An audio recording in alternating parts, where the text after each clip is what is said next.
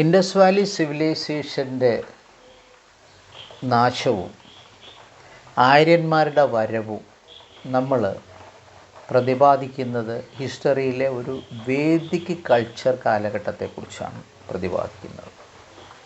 ശരിക്കും ഇന്ത്യയിൽ 1500 BC മുതൽ വേദിക് കൾച്ചർ സ്റ്റാർട്ട് ചെയ്തതായിട്ട് നമുക്ക് ഏകദേശം മനസ്സിലാക്കാൻ സാധിച്ചിട്ടുണ്ട്. കാരണം ആര്യന്മാർ കുറേശ്ശെയായിട്ട് ഇങ്ങോട്ടെത്തുന്നു.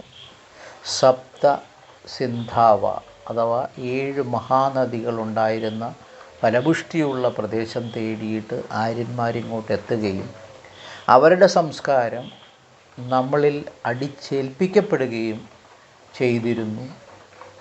അങ്ങനെ സ്വാഭാവികമായിട്ട് നമ്മുടെ ഇൻഡസ് വാലി സിവിലൈസേഷൻ തെക്കോട്ട് കേന്ദ്രീകരിക്കപ്പെട്ടതായിട്ടാണ് നമുക്ക് മനസ്സിലാക്കാൻ സാധിക്കുന്നത്.